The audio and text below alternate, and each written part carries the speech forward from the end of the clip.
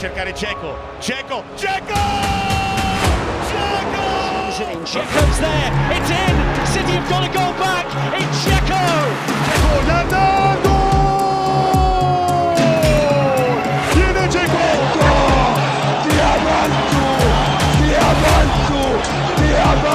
Dzeko! Super goal! Puis là, on a vu sur les murs écrit Welcome to Hell.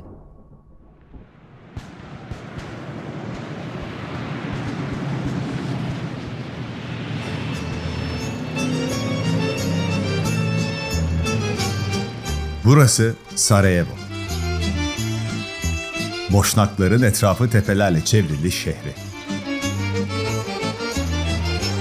Avrupa'nın Kudüs'ü.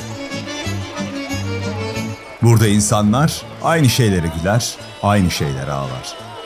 Aynı toprakları, aynı doğayı sever. Aşık olur, dans ederler.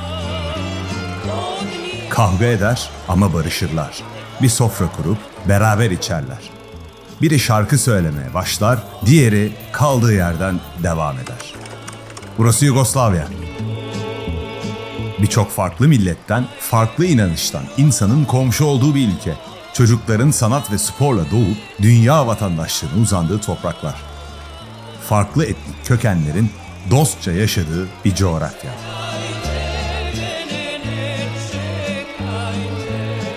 Grbavitsa mahallesinde neşeli bir ev. Ailenin yeni üyesi dünyaya geldi. Belma ve Mithat çiftinin bir çocuğu daha oldu. Ona cennet bahçesi anlamına gelen Edin adını verdiler. Sono nato a Sarajevo 17 marzo 86. Mio padre è Mithat e mamma Belma. E ho un'altra sorella che è più grande di me, 1 anno e mezzo, che si chiama Merima. Mithat ve Belma'nın tek erkek çocuğu Merima'nın kardeşi. Çocukluğuna dair anabileceği sadece 6 yılı var. O 6 yılın ardından Sarajevo'da adeta bir açık hava hapishanesi kuruldu. Burası Sarajevo, insanlığın yok olduğu yer.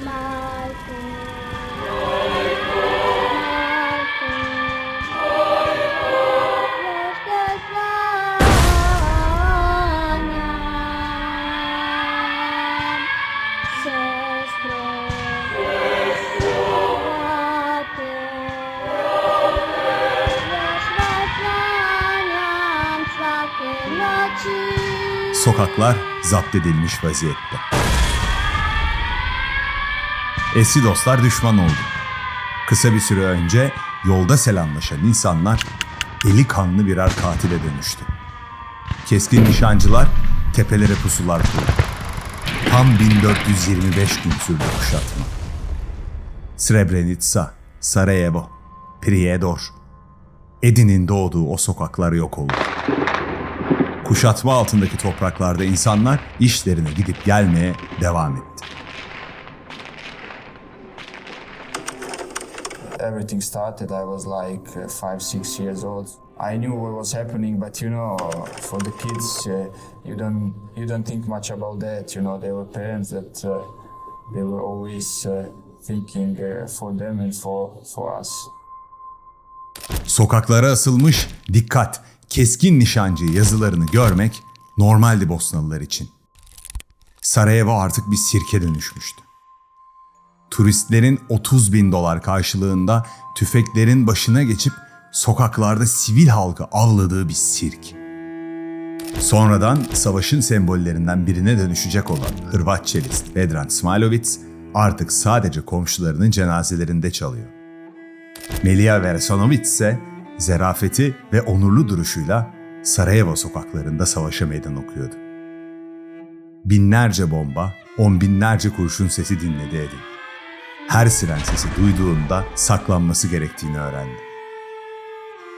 Allarme di pericolosità e ho visto che mia madre ci ha preso subito dentro a casa, sapevo che qualcosa non va bene. Poi piano piano ho capito anche io, anche che ero molto giovane, ho capito alla fine. Yıkılmış binlerce binayı gözleriyle gördü. Bombalarla yıkılan evlerden biri de Dzeko ailesine aitti. Edin, ailesi ve akrabalarıyla dedesinin evine sığındı. Ci dovevamo spostare da casa nostra, siamo andati lì, abitavamo in 35 metri quadrati un appartamento, eravamo in 15. Kaosun ortasında her şeye rağmen çocuk kaldı. Top oynamak istedi. Diğer çocukların sokak aralarından gelen seslerinin cazibesi, bomba seslerinin korkusundan ağır bastı. Edin de büyüyüp babası gibi bir futbolcu olacaktı. Savaş sonrasında Železničar'da oynamaya başladı Edin. Bombalanmış idman sahası kullanılamayacak durumdaydı. Edin ve arkadaşları bir okul bahçesinde ilk idmanlarına çıktı. Önce 17 yaş grubu için kilit bir oyuncu oldu. Ardından U19 takımına katıldı. 19 yaşında Çek 2. Lig takımı Teplice'nin yolunu tuttu. Bosna milli takımında bir kabuk değişimi yaşanmıştı. Teknik direktör Fuat Muzurović sürpriz bir aday kadro açıklamıştı. Artık kulaklarında siren sesleri değil, taraftarların tezahüratları çınlıyordu. Bosna milli takımı formasını ilk kez sırtına geçirdiğinde rakip Türk milli takımıydı. Milli takım performansıyla dikkatleri üzerine çekti. Onu gözlemleyenlerden birisi de Almanya'dan bir kulüptü. Felix Magath, Bosna elmasını işleyip onu parlatmak istiyordu. Bosna sokaklarında, savaşın ortasında başlayan hikaye Almanya'ya uzanıyordu. E da lì è iniziato il mio cammino verso su, diciamo così. 2008-2009 sezonunda Bundesliga'da Edin Dzeko ve Grafite ikilisi maçlara damgasını vuruyordu. Taraftarını coşkulu bir finale sürüklüyordu. Volkswagen Arena'da taraftar tribünleri tıklım tıklım doldurmuş durumda. Yeşil beyazlar şampiyonluk istiyor. Werder Bremen'i 5-1 yenen VfL Wolfsburg tarihinde ilk defa lig şampiyonluğunu elde ediyor. Dzeko kariyerindeki ilk şampiyonluğunda takım arkadaşlarıyla beraber tarihe geçiyor. Yıllar önce Grbavica mahallesinden Otoka'ya hayatta kalmak için göçmüştü. Yıkılmış hayatların arasında top oynamaya devam etmişti. Okul bahçesinde koşmaya başladığı futbol topunun peşinden önce Çek Cumhuriyeti'ne, oradan Almanya'ya, sonrasında nihayet dünyanın en büyük ligi olarak gösterilen İngiliz Premier Ligi'ne geldi. Manchester City'nin makus talihini değiştiren isimlerden birisi olmak için buradaydı. Büyük umutlarla transfer edildiği City'nin kaderini etki edip tarihin akışını bozmak onun hayaliydi. Get bigger than this. Manchester City are 90 minutes away from winning the Premier League for the first time. They top the table on goal. Manchester City ile Manchester United şampiyonluk yarışında mücadelelerini sürdürüyor. QPR Etihad Stadyumunda. Aynı saatte Manchester United Sunderland'in konuğu. Dakika 20'de Wayne Rooney golü atıyor. O golden 19 dakika sonra Zabaleta Manchester City'yi 1-0 öne geçiriyor. It's in! It's in! It's Pablo Zabaleta's first Premier League goal of the season! And Manchester City in front and top of the table again! Her iki takım da soyunma odalarına 1-0 önde giriyor. Eğer maçlar bu şekilde sona ererse Manchester City 44 yıl sonra şampiyonu kutlayacak. You are now under the protection of the UN forces. Birleşmiş Milletler barış gücü bölgede. Hollandalı komutan Tom Kermans ve 400 kişilik ordusu tüm kontrolü elinde tutuyor. Yıllar süren savaştan yorgun düşen Bosnalılar, Potocari'deki Birleşmiş Milletler barış gücünün karargahına varıp hayatlarını garanti altına almak istiyorlar. Bölgeye ulaşan binlerce savaş mağduru Bosnalı, Hollandalıların koruması altında. What do you think it will do to the people because they warm to your words? It will work. Komutan Tom Kermans gülümseyerek işgal komutanı Ratko Mladić'e bakıyor. Karşılıklı hediyeler veriliyor. Srebrenica'da 11 Temmuz sabahı. Bosnalılar her şeyin 11 gün içerisinde yaşanıp biteceğinden habersiz. Tom Kermans kendisine sığınan binlerce silahsız Bosnalı'yı Ratko Mladić'e teslim ediyor. 13.000 Bosnalı bir umudun peşinde Potocari'den Nezuk köyüne uzanan yaklaşık 100 kilometrelik yolu aşıp yaşama tutulmayı denese de yalnızca 3000 kişi hayatta kalıyor. Geriye kalan Bosnalı esirler artık sadece soykırımın yaşanmasını bekliyorlar.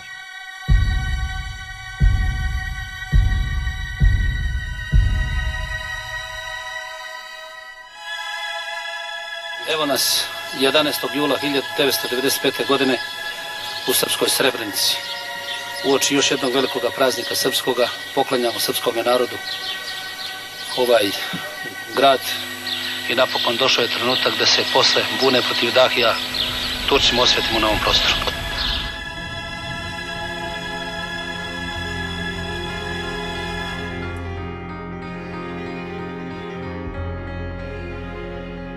Artemis, bir diğer adıyla ölüm çiçeği. Mavi kelebeklerin yuvası. Bosnalı bir annenin pusulası. Soykırım sonrası artık bir canlının bile yaşayamayacağı sanılan topraklarda açtı Artemisler. Ölüm çiçekleri mavi kelebeklere yuva oldu. Mavi kelebekleri takip eden Bosnalılar kayıplarını bu çiçeklerin köklerinde toplu mezarlarda buldu. Oh, Lescott's head it backwards, and it's Cisse for QPR! Oh, that wasn't in the script! It's Jabril Cisse, who's netted for Queen's Park Rangers! Etihad'da moraller bozuk. Fakat en kötüsü henüz yaşanmadı. Jamie McKee, mavi beyazlılara adeta kabusu yaşatmak için 65. dakikada sahneye çıkıyor. McKee's arriving! Will QPR lead the game? And that may kill... City'liler o an büyük bir yıkım yaşıyor.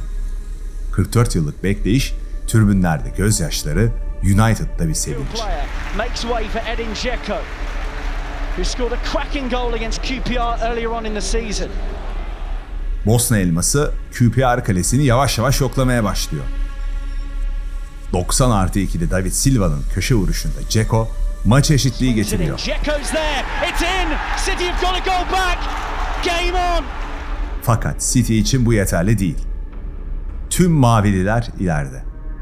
Atılacak bir gol daha onları kulüp tarihine geçirecek. Ve o an geliyor.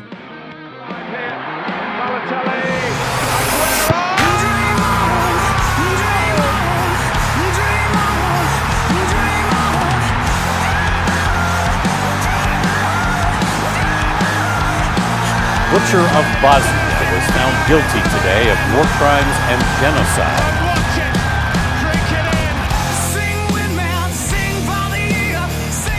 O gece şehrin kırmızı tarafı sessizliğe bürünürken mavi tarafta kutlamalar sabaha kadar sürecek.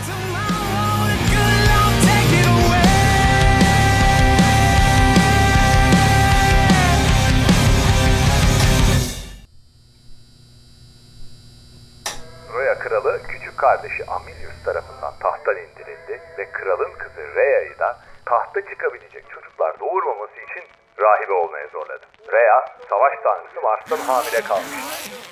Romulus ve Remus, Mars'ın ikiz oğulları olarak dünyaya geldi. Bu iki bebek için Tiber nehrinde boğdurulma emrini Amilius verdi. Nehrin sularına bırakılan iki bebek suyun akışına kapıldı ve kıyıya vurdu. Dişi bir kurt tarafından emzirilerek hayata tutundular. Romulus ve Remus, Antik Roma'nın kurucuları. Roma, iki devletin başkenti. Aziz Valentine'ın aşıklar şehri. Kolezyum, Pantheon, aşıklar çeşmesi.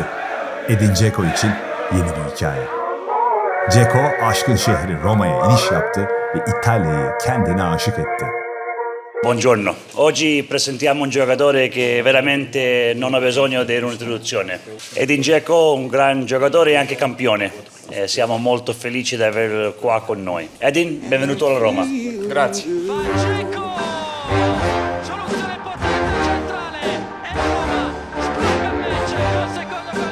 Roma formasıyla Serie A'da 85 gol, Avrupa Ligi'nde ise 17 gol atarak iki farklı kulvarda krallığını ilan etti.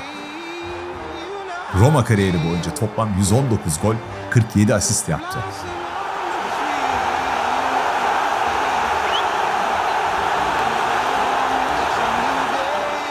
Dzeko 2021 yazında Roma'dan Inter'e transfer oldu.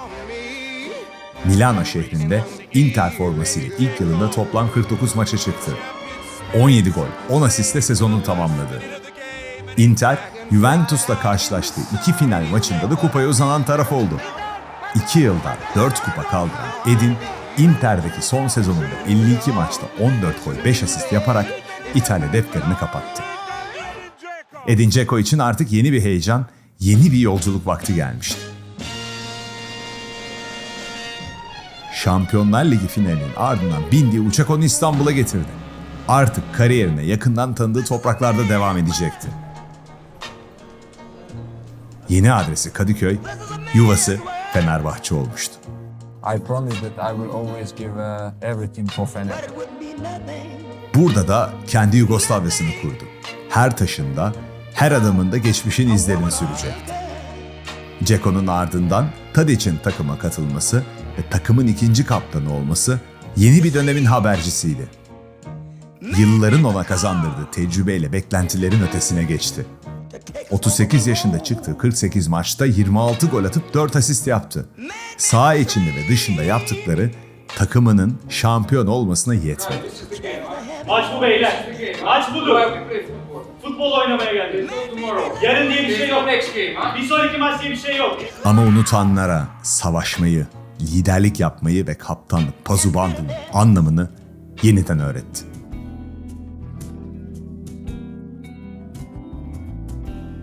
Edin Dzeko yüzünde gülümsemesiyle tüm travmalarıyla barışmış bir savaşçı.